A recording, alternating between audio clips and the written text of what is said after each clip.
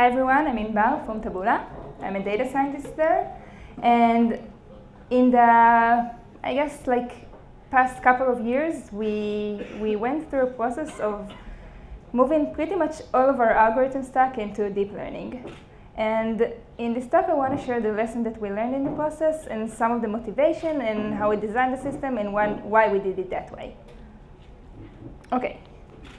So I'm going to talk about the problem setup, and I'm going to present our model, and then I'm going to have a short discussion that's going to put some emphasis on stuff that are more related to culture, research culture and technical things, and a lot of other stuff we're going to see later. Okay. So first of all, I want to talk about a few things about our algorithms group, and it's important for me to mention those things because it's kind of gives the background of what are the things that we need to take into account and why we choose to do things the way we do it. Because as you're going to see, the things that I'm going to talk about are pretty similar to the things that the previous lecture talked about. And even though our problems are pretty similar and we're both dealing with the recommendation system, we chose pretty different solutions, and I'm going to talk about it a bit. So the first thing that we need to take into account is that the Taboola algorithms group went from being 10 to 40 people within 2 years. I'm not saying this is a show-off or something like that. I'm saying it because we need to take into account what it means to have half of the group new people. So that's one thing you need to take into account. And the second thing you need to take into account when you design the system is that you have 40 people that are working together on the same system, and they need to be able to work together in a way that doesn't hurt the different efforts. So that's one thing. The other thing is that we deal with 50 billion recommendations a day. That means that our system needs to be very scalable. We need to be able to do everything very fast. We need to be able to serve each request within less than 100 milliseconds. So those are also considerations for the system. And another thing is that we check everything with A/B tests. So it means that any idea that we as an algorithms developer have, we need to be able to push and deploy to production as fast as possible and check it with A/B test.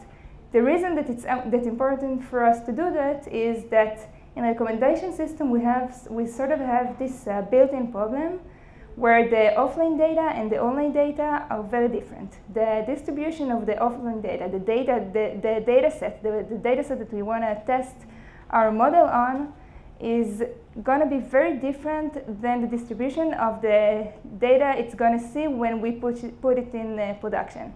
Because our training set and our test set is always the result of the previous system that we have. So it means that we can only train and we can only test ourselves on items that our previous model served in production. And those are specific items. Those are, for example, the good items or the items that the previous algorithm believed are better. But when we push the algorithm to production, it needs to be handled reward. It's gonna see very shitty items. It's gonna see very good items, and it needs to be able to handle both. Okay. So those are the things that we need to take into account. Keep it at the back of your head, and now I'm going to present our system, and then we're going to see how it all combines and why we need to what we need to think about when we design the system. So the problem setup, I'm going to go through it very quickly because it's not very different from the one that the Yandex presented, is that we have millions of possible recommendations. We need to be able to choose between those items, where items in Taboola are articles or advertisement. So we need to be able to handle both. And we have all those items. We want to be able to predict the click-through rate, which is the probability that a user is going to click on an item. given some data that we have about the context, for example, what article the user is currently reading, what time of day it is, which browser the user is using. We have some historical features about the user, which articles he reads, which articles he clicked on, which articles he didn't click on. And we have some information about location, about time, and stuff like that. We want to be able to aggregate all this information in order to predict the probability that the user is going to click on an item. Then we're going to multiply it by the cost per click, which is how much money the advertiser is willing to pay if the user is going to click. And we're going to add some sort of post-click engagement metric. This relates to the question in the previous talk about what we do in order to prevent clickbaits and stuff like that. So you also want to be able to take into account the conversions and not just the clicks. And we use all of this in order to choose the best item to show to a specific user in a specific context. Okay, is that clear? Cool. Okay, so one of the classical approach to build a recommendation system, as seen in the previous talk, is matrix factorization. I don't need to go over it, right? You all know it by now. Is that true? Cool. Okay, so instead, what I'm going to do is talk about the limitations of matrix factorization.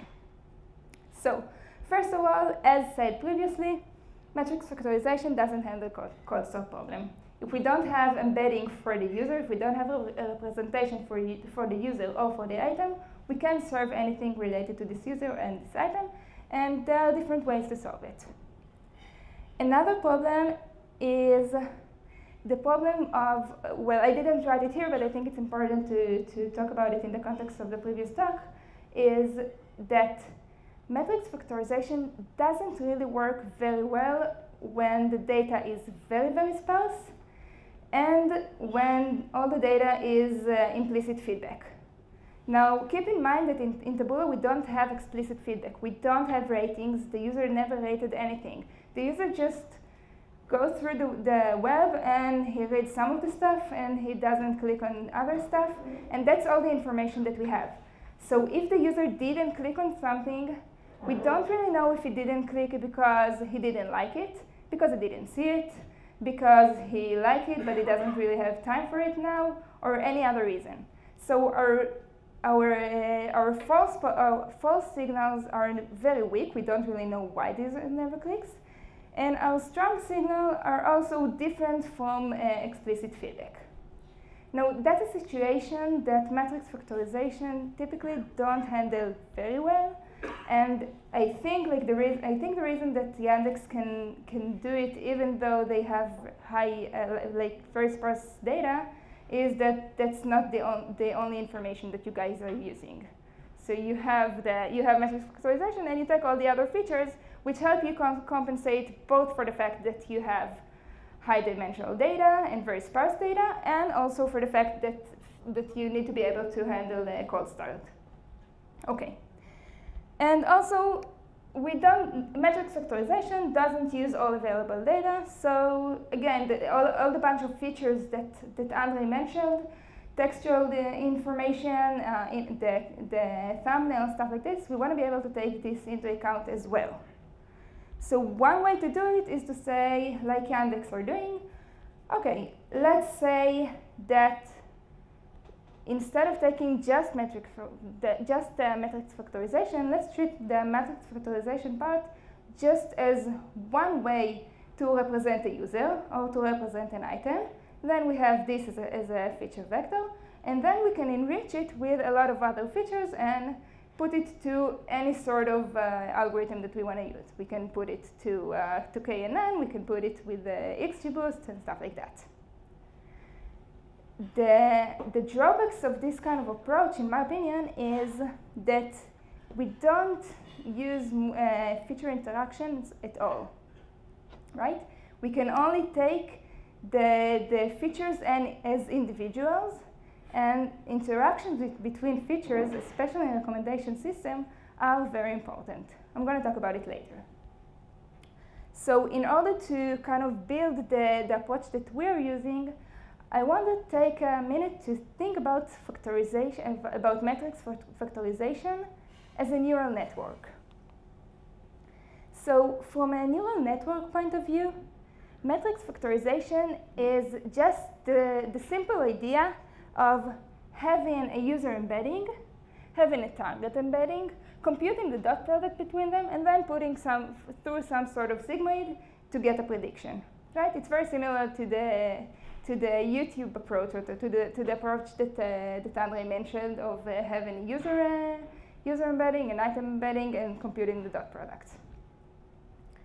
So if we're looking at it from this perspective, it becomes very clear how we can use other available data in order to improve our models, right? What can we do? Switch out the embeddings. Okay. Well, basically what we have is a very, very simple network. We have a network that only uses two features, the user ID and the target ID. So instead of using just those two features, which are very problematic, right? We can generalize anything just based on the IDs. Instead of using just those features, we can use any other feature, right? So for example, I can take the article ID, I can take the publisher name, I can take the thumbnail, I can take the title, I can take any type of feature that I care about and put it through the same network. So I'm gonna take different features, I'm gonna compute the dot products between the different features, and then again I'm gonna push it through a sigmoid and compute the loss and everything. So what I gained by doing this that way, the thing that we gain is that now not only we have other features, but we also have the interactions between those features. So now I have the interaction between the user ID and the article ID in the model, and I have the interaction between the publisher and the user in the model.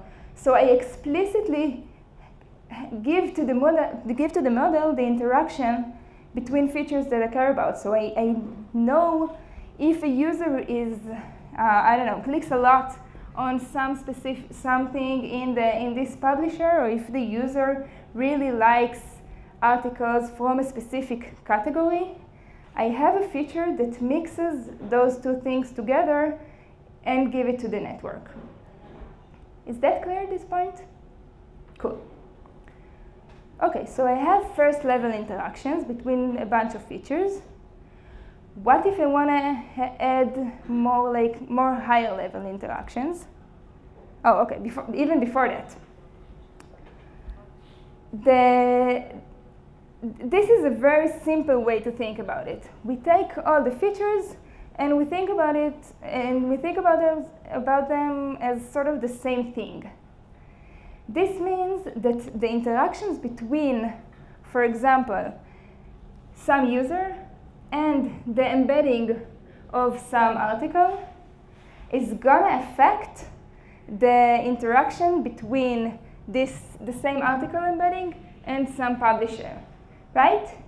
Because in the network, whenever I use this publisher with this article, the loss is going to propagate through the weights, and it's going to affect the embedding of the user, and it's going to affect the embedding of the publisher. And the same thing goes to this article with this user, or the same article with the publisher, and any pair of feature.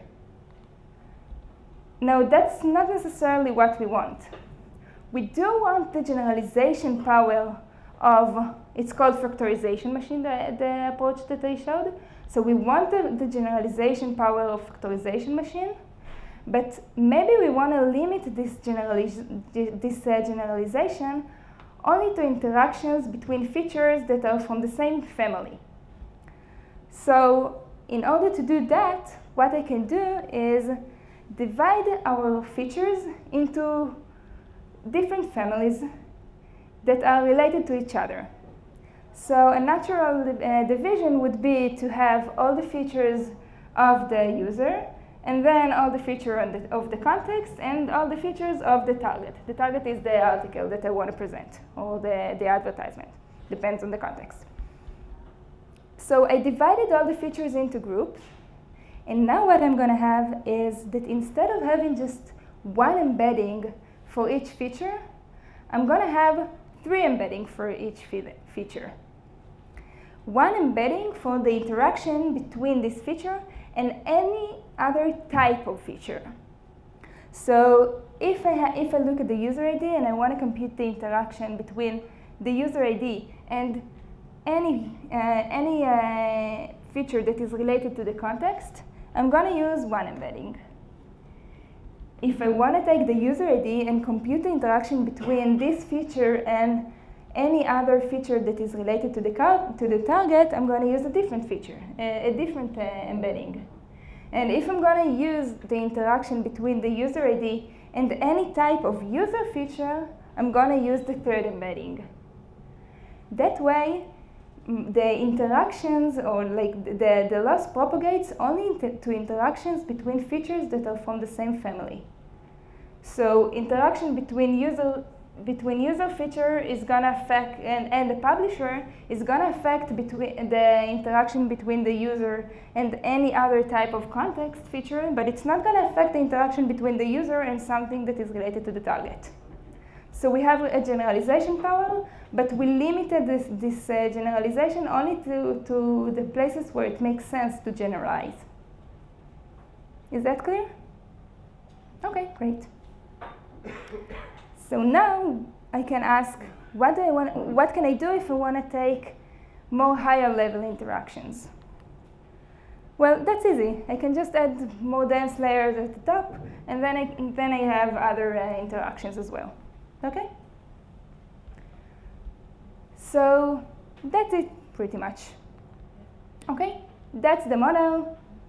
It took a lot of time to develop. It took a lot of research effort. It took a lot of engineering effort. I'm going to talk about it later.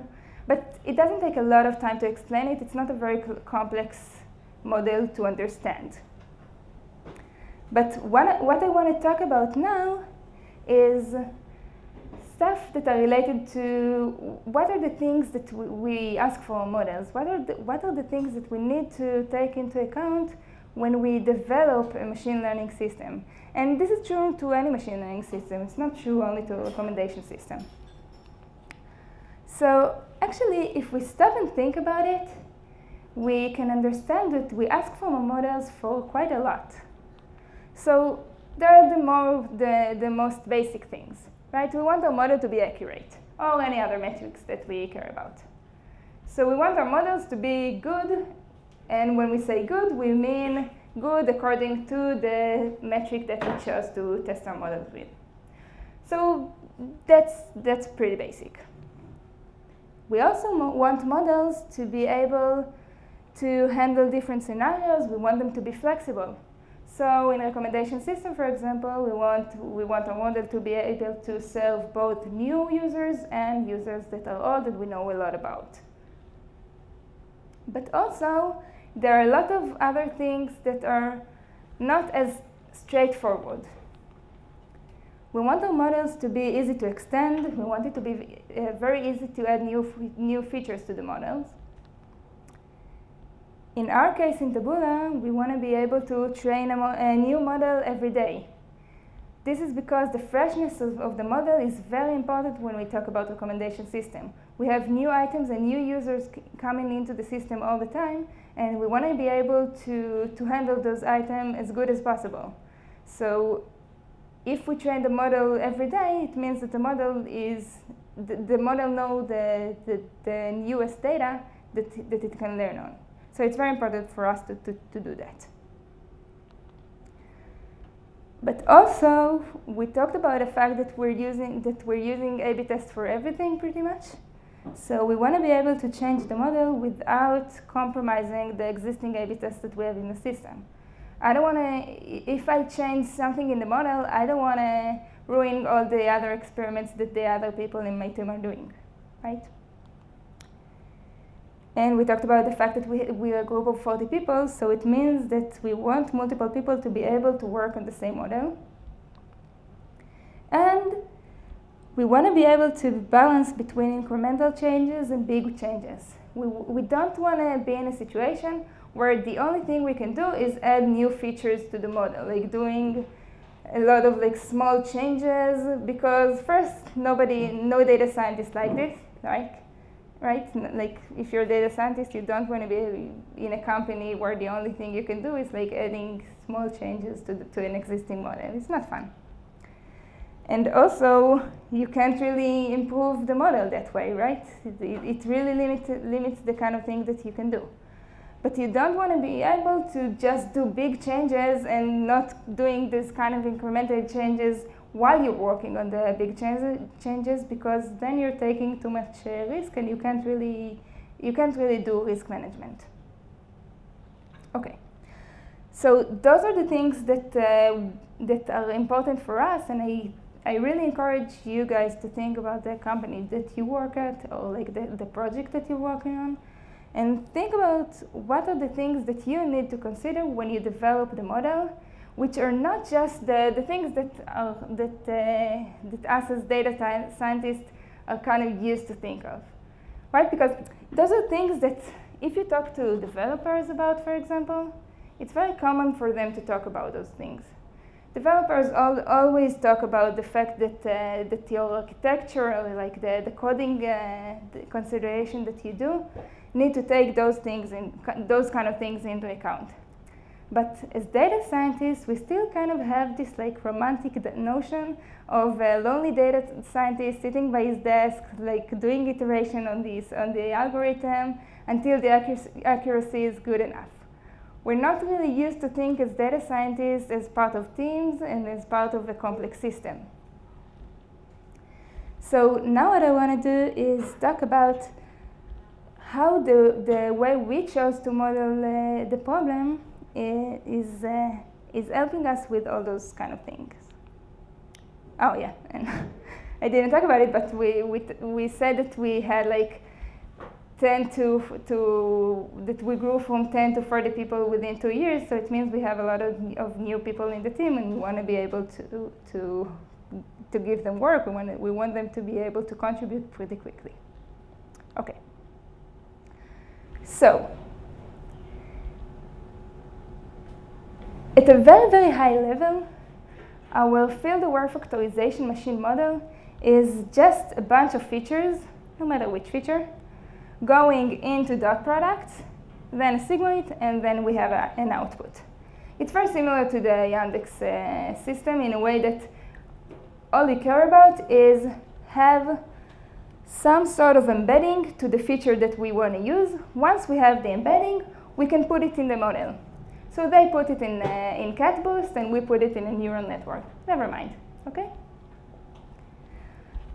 So this gives us a very modular nature for the model.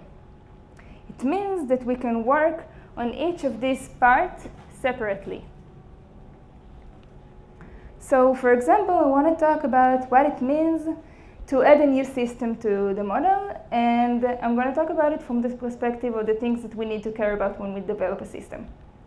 So, for example, let's say that we want to model the user history. So the user history is a complex feature. We have for each user something like, this is the first article that the user saw, and we know it's from a category spot, and it was from advertiser 1, and we know that the user clicked on it. We have a second article, which is a news article from advertiser number 6, and the user didn't click on it. We also have like a third and a fourth and so on. So we have a lot of articles that the user saw, and we know if the user didn't click or didn't click on the item, and now we want to insert this thing into the model. So the most important, the simplest thing we can do is just like doing just one-hot encoding, right? We're going to take all the categorical features, we're going to put it as one-hot encoding, we're going to put them together, and then we have a vector that represents the user history. That's problematic because, well, what if we have 1,000 categories? Then our feature becomes very, very sparse. It becomes of a very high dimension. We don't want that. Also, it's very hard to take interactions this way.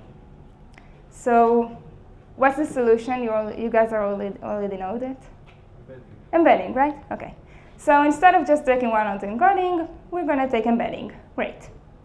So now we can have embedding let's say we have 2 targets. We can have embedding for each target. So we can have embedding for the category, embedding for the advertiser, and so on. And we can just average those embeddings, and now we have a representation. OK? Very simple.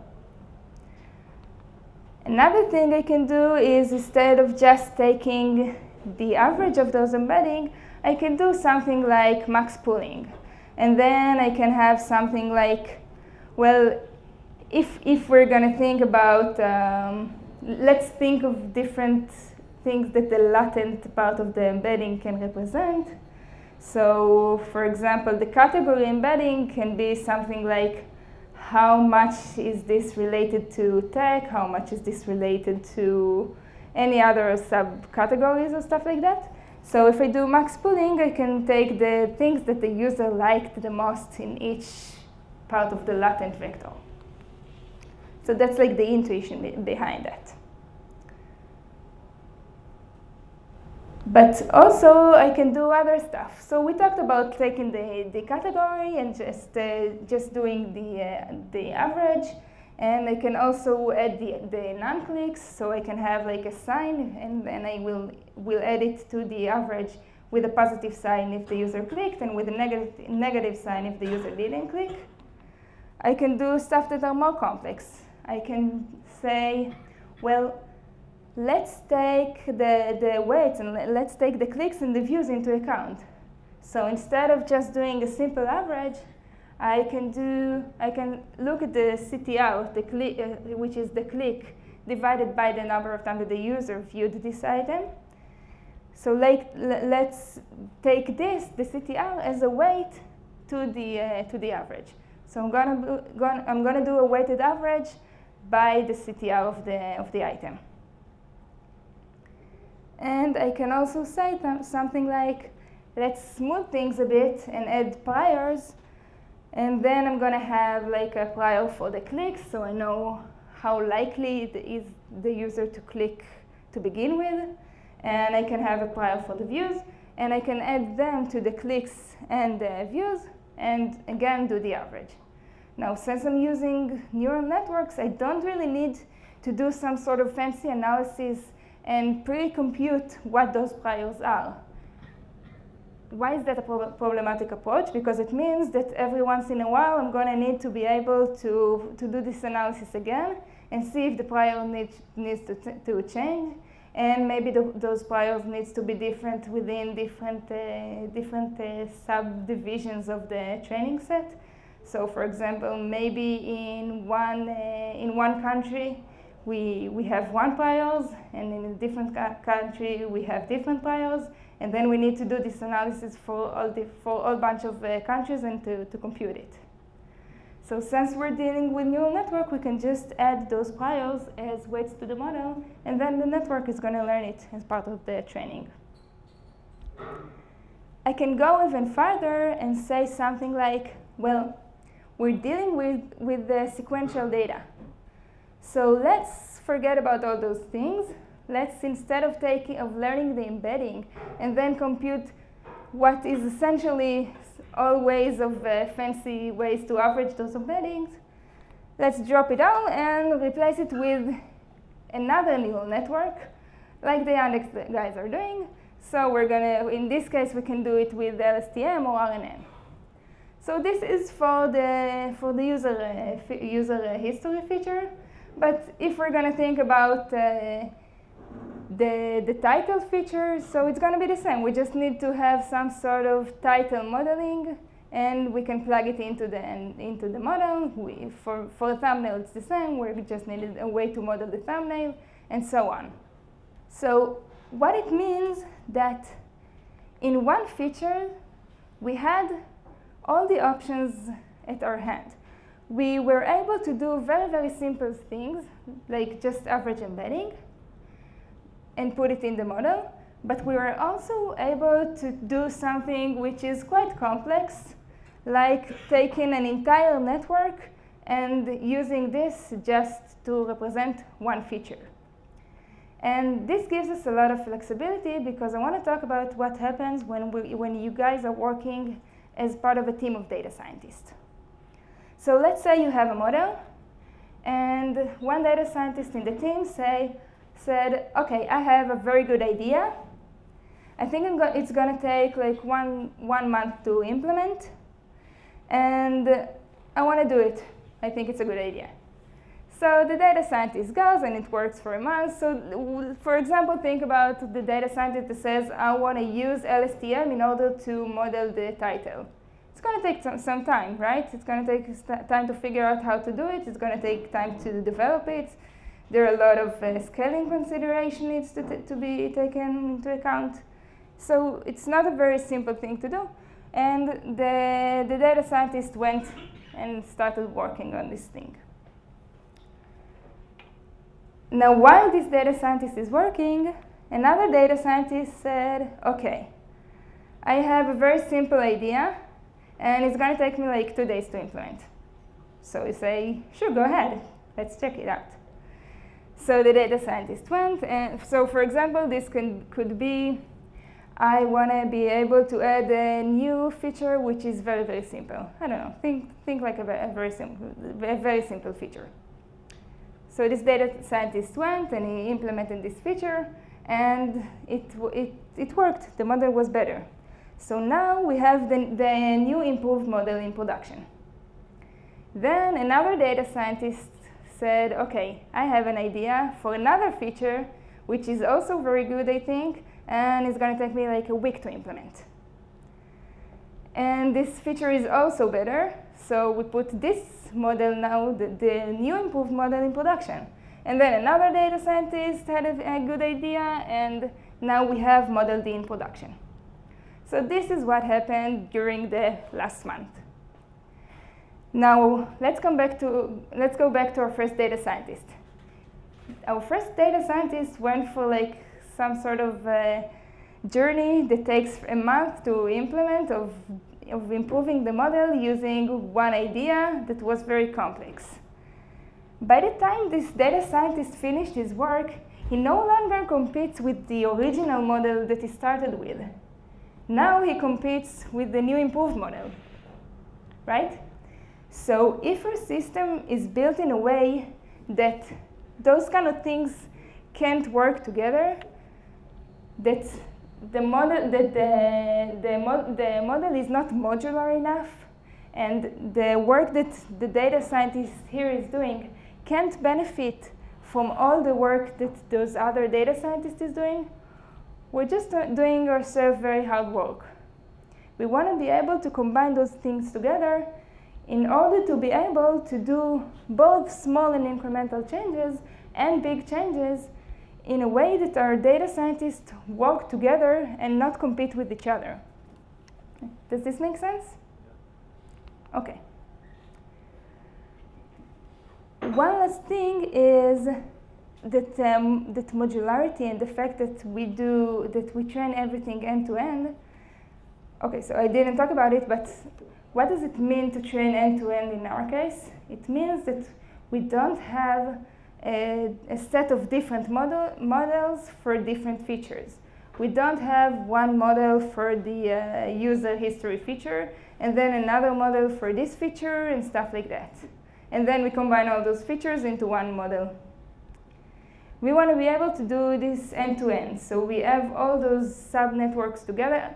There are some exceptions to it because we do have, remember, we want to be able to train our model daily, so we have this limitation.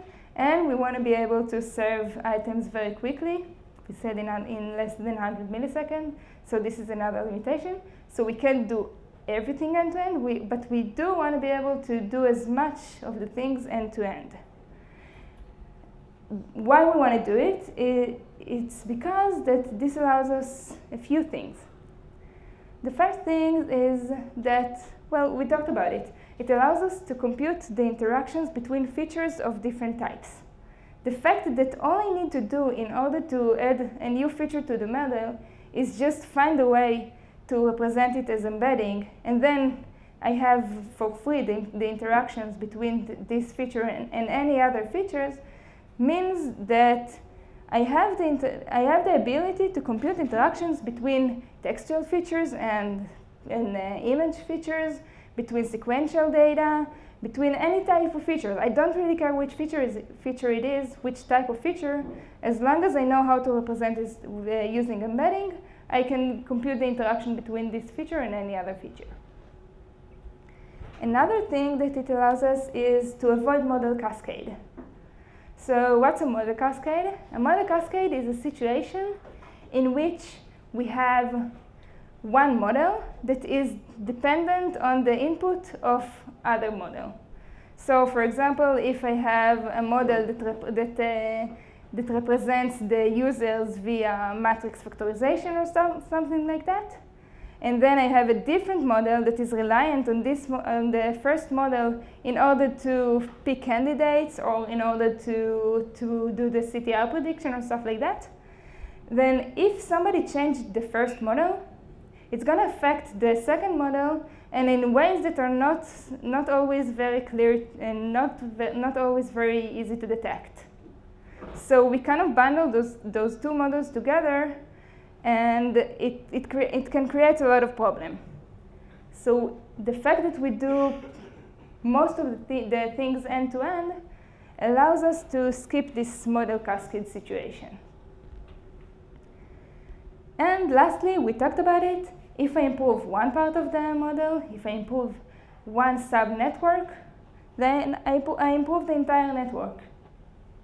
So again, this allows our data scientists to work together towards the same goal and not compete with each other. Okay, that's it. So what I hoped to convey in this talk is that as data scientists, we have a lot of things we need to take into account. And we're very used to think about stuff like feature engineering and modeling decision and stuff like that. We're also becoming more and more used to talk about business consideration and product decision and stuff like that. But we also need to remember that when we design the system, when we design the modeling decision that we make now are going to affect any future capability that we have. It's going to affect engineering aspect of our system, and it's even going to affect the research culture that we have. So that's what I wanted to talk about, and now I can answer any kind of question that you have. I have a question regarding your previous slide. What's the difference between the cascade models and the subnetworks? Okay, so a cascade model is that you have two models that are in. The question was, what's the difference between a cascade of models and subnetworks? So a cascade of model is the situation in which you have two different models, two different systems. They are trained separately. We work on them separately, and they are reliant on each other. So, for example, the output of one model is inserted into the second model as a feature. That's a very common situation. People do it all the time. A subnetwork is just part of the model. In the first situation, if I did any change in the first model, the people that are working on the second model, well, if the culture is good enough in our group, they will know that we changed something. Sometimes if we're working in a group that is too big, they won't even know that. But also, it's not very easy to understand how one change in one network, in one model, affect the second model. Whereas when you work with subnetwork, you don't have this phase. You always check everything together. If I improved if I made a change in the subnetwork, what I check eventually is the improvement of the overall model. But just by your procedures, let's say if you define procedures for the cascade to check it together also. What do you mean again? If somebody change the first model, you'll force them also to check, see. all these models together. That's true. it becomes very complex to do it when the models are separate. The people that are working on them are separated, and it just becomes something that is very hard to maintain. In my opinion, when the system itself makes something harder to break, it's gonna be harder to break it than if you rely on some sort of culture, or if you rely on some sort of procedure and the goodwill of the people from the first model to remember the nice people of the second model and check that nothing is breaking. Yes? You mentioned that you run simultaneously several A/B tests in production. And Yeah. Given that you have end-to-end training, how do you do that? Can you tell some numbers, how many tests you run for how long? Yeah. Okay. So the question was, how many tests do we run? We said that we test everything in A/B test, and that we train everything daily, and how everything goes. If I can give some numbers about it. So we have a lot of families for the model. So I talked about one model, but actually it's different models for different purposes. We have like 6 of those. For each type of model, we would run different experiments. So we can say that we have roughly, I'd say, about 60 experiments running simultaneously. 60, yeah. And we train all of those models every day as well. So the way that we do it, I didn't talk about engineering at all because I didn't have time for that, but just like at a very high level, we do everything on data centers that we own. We don't train anything on like Google Cloud or Amazon or stuff like that. We do everything. We have our own machines.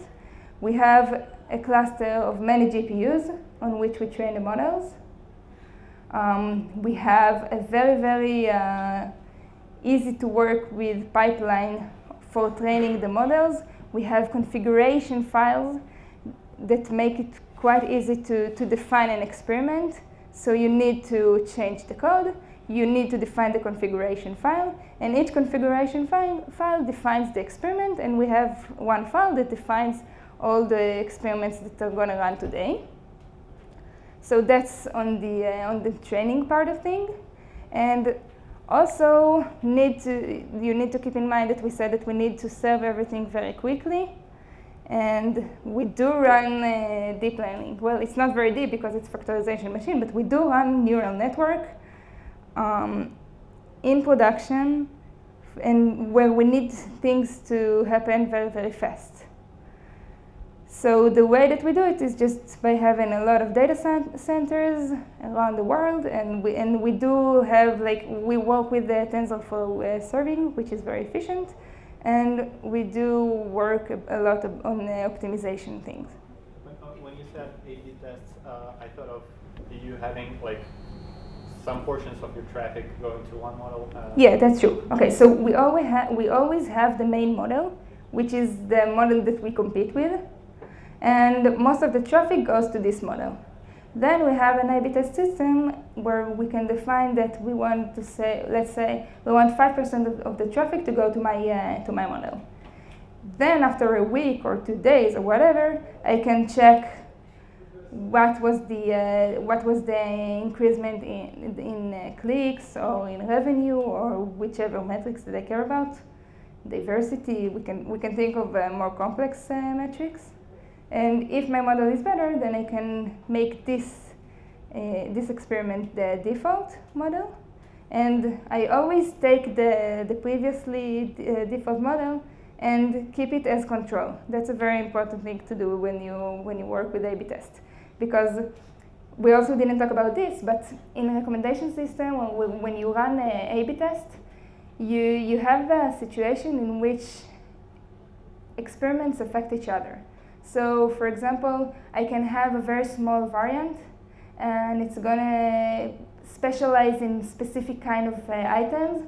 And since it's small, these items can sort of cherry pick those very good items and get very good results. Now that I move this variant to be the default variant, maybe it won't be able to get those kind of good items because it needs to serve more traffic, and then the results are not going to be as good. So that's why it's always important to take the previously default model and keep it as a control to see if after the change, the new model is still good enough to keep it.